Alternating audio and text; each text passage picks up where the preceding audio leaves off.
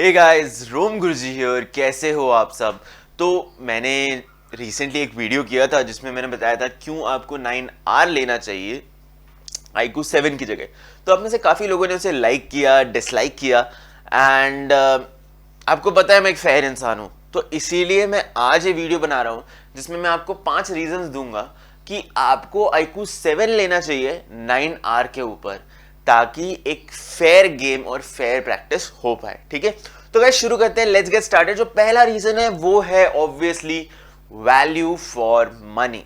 बिल्कुल, तो iQOO 7 जैसी जो वैल्यू फॉर मनी है वो कोई और फोन ऑफर नहीं करेगा। आपको OIS वाला iQOO का फ्लैगशिप कैमरा, iQOO का सब फ्लैगशिप आपको 40,000 के नीचे मिल रहा है। रिमेंबर, जो 9R है वो 9 लाइट का वेरिएंट है, जबकि आपको 40,000 के नीचे iQOO में एक प्रॉपर फ्लैगशिप वेरिएंट मिल रहा है। हाँ, आपको M स्पोर्ट एडिशन नहीं मिलेगा, बट आपको फ्लैगशिप तो मिल रहा है ना। स्पेशल एडिशन नहीं मिल रहा है, is fine. So the fact कि आपको Snapdragon 888, UFS 3.1 storage, LPDDR5X RAM, ये सब 40,000 के नीचे मिल रहा है इज अ बिग थिंग, और ये बहुत ज्यादा वैल्यू फॉर मनी हो जाता है। सेकेंड चीज आपको जो इसके साथ मिलने वाली है वो है स्क्रीन। हाँ, ये iQOO का एक बहुत अंडररेटेड फीचर है मेरे हिसाब से। इवन iQOO 3 की स्क्रीन बहुत कलर एक्यूरेट थी, बहुत ज्यादा कलर एक्यूरेट थी।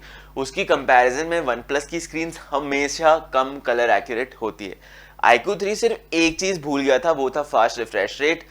iQOO 7 में फास्ट रिफ्रेश रेट भी आ रहा है। तो बिल्कुल, अगर ये जो एक फैक्टर है ये बहुत डिसाइडिंग बन जाता है जब आप छोटी छोटी चीजें कंपेयर करने लग जाते हो, और iQOO की स्क्रीन 100 टाइम्स बेटर होती है। For a simple reason, iQOO के स्क्रीन में कभी भी एक येलो टिंट शिफ्ट नहीं आता है। हाँ, तो अगर आप एक iQOO का फोन और एक OnePlus का फोन साइड बाय साइड रखोगे तो iQOO का फोन प्योर वाइट होता है जब आप वाइट पिक्चर लगाते हो उस पर, कंपेयर टू OnePlus का फोन जिसमें एक येलोइश टिंट आता है। तो वो जो चीज़ है, उसके साथ ही iQOO के जो रिफ्रेश रेट है वो भी 120 हर्ट्ज का है। उसी के साथ जो टच रिस्पॉन्स रेट है वो माइल्स एंड माइल्स अहेड है OnePlus से। तो आपको एक बहुत अच्छा डिस्प्ले पैनल मिलने वाला है जो आपको OnePlus में कंपैरेटिवली नहीं मिलेगा। इसके साथ जो हम थर्ड पॉइंट है, हम उसके ऊपर जो आएंगे वो है हीटिंग।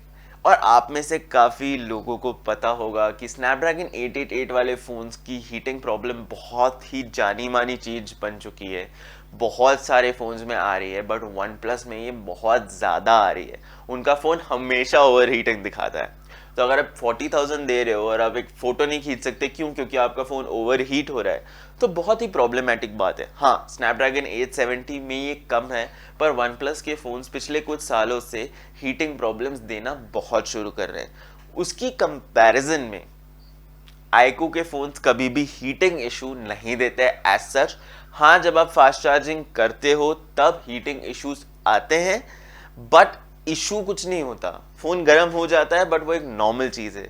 अदरवाइज आपको iQOO 7 में एक वेपर कूलिंग चेम्बर मिल रहा है जो आपके फ़ोन की हीट प्रॉब्लम बहुत ज़्यादा रिड्यूस करेगा, और ये गेमिंग में स्पेशली बहुत इंपॉर्टेंट है। OnePlus फ़ोन्स पिछले कई सालों से उसमें एक ही प्रॉब्लम आ रही है कि लोग जब बहुत ज़्यादा इंटेंसिव गेमिंग कर देते हैं फिर वो अपना फ़ोन ही नहीं यूज़ कर पाते हैं। iQOO में ये प्रॉब्लम नहीं आती है, और यहाँ पे iQOO सीधा सीधा एक क्लियर विनर हो जाता है। इसी के साथ अगर हम फोर्थ पॉइंट पे आते हैं तो हम आएंगे स्मॉल लाइनअप। अब आप बोलोगे पिछले में आपने कहा था उनका बड़ा लाइनअप है तो एस्टैब्लिश्ड है कंपनी। बिल्कुल, बट एस्टैब्लिश्ड कंपनियों की एक प्रॉब्लम होती है, जब उनके पास बहुत सारे फोन्स होते हैं मैनेज करने के लिए, उनका कॉन्सेंट्रेशन कम हो जाता है। बिल्कुल, तो हर फोन पे तो कॉन्सेंट्रेट नहीं कर सकते ना। जब उनके 100 फोन्स है लाइनअप में, वो हर फोन पे कॉन्सेंट्रेट नहीं कर सकते।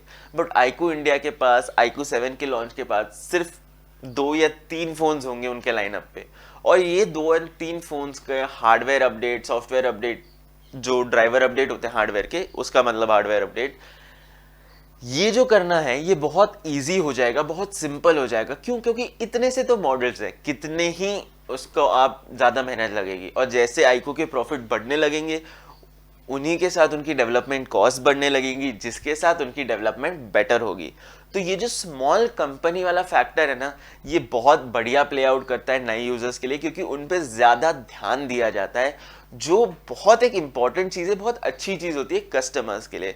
तो आपको ये ज़रूर याद रखना है, जितना बड़ा लाइनअप उतना हर डिवाइस पे कॉन्सेंट्रेशन कम हो जाता है। iQOO के केस में लाइनअप बहुत छोटा है, तो हर डिवाइस पे जो कॉन्सेंट्रेशन है वो बढ़ जाएगा। इसी के साथ हम जो आते हैं फिफ्थ पॉइंट पे, जो एक मेजर पॉइंट है मेरे हिसाब से, वो है quality of charging and quality of heating. तो अब आप बोलोगे आपने हीटिंग के बारे में पहले ही बात करती, मैं उसकी बात नहीं कर रहा हूँ। जो आप एक फास्ट चार्जिंग की बात करते हो, ठीक है, एक रीज़न होता है कि फास्ट चार्जिंग हर कंट्री में नहीं आता, क्योंकि फास्ट चार्जिंग के साथ बैटरी डिटोरिएट होती है।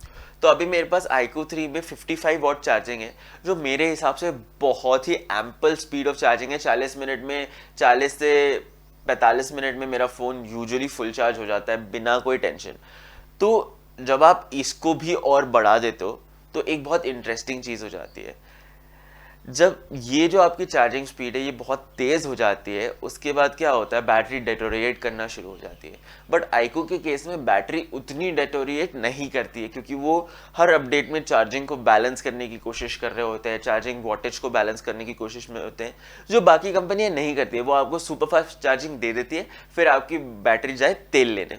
तो उस केस में अगेन ये जो स्मॉल कंपनी वाला फैक्टर है, जो टेम्परेचर वाला फैक्टर है, ये प्ले इन करते हैं। आपको इसमें 66 वॉट की चार्जिंग मिलती है, ना कि 120 वॉट, जो हाँ एक थोड़ा डाउनसाइड बन जाता है। बट इस चार्जिंग को जिस तरह से बनाया गया है, आपको एक एम्पल चार्जिंग स्पीड मिल जाती है without a lot of heating. आपको मैं वापस बता रहा हूँ, इसमें वेपर कूलिंग चेम्बर है, जो एक बहुत ही मेजर चीज़ है आपकी चार्जिंग समझ लो या आपके परफॉर्मेंस समझ लो, दोनों के लिए। क्योंकि जो चार्जिंग स्पीड है वो आपके फ़ोन के हीट पे डिपेंडेंट होती है। तो अगर आपका फ़ोन ज़्यादा गर्म होने लग जाता है तो चार्जिंग स्पीड कम हो जाती है। तो उसी के साथ आपको ये जो पूरा पैकेज है, अगर आप इसकी तरफ देखोगे तो 40,000 के बिलो बहुत ही बढ़िया वैल्यू देता है। तो इसी के साथ हम फाइनल अगर वर्डिक्ट पे आते हैं, तो मेरा वर्डिक्ट ये है कि अगर आप एक simply value for money offering देख रहे हो, तो iQOO 7 ऑब्वियसली 9R से ऊपर चला जाता है, फॉर अ सिंपल रीजन, जो इसका रॉ परफॉर्मेंस है वो 9R से ज़्यादा है। स्नैपड्रैगन 888 UFS 3.1 स्टोरेज और LPDDR5X रैम। तो इन केसेस में ऑब्वियसली जो आपका बेसलाइन परफॉर्मेंस है वो iQOO 7 में ज़्यादा होगा, जिसकी वजह से एक वैल्यू फॉर मनी फैक्टर बढ़ जाता है। तो इस वीडियो के लिए इतना ही था गाइज। अगर पसंद आया हो तो लाइक, शेयर और सब्सक्राइब कर दो, और आपसे मिलता हूँ अगले वाले में। This is Rom Guruji signing of.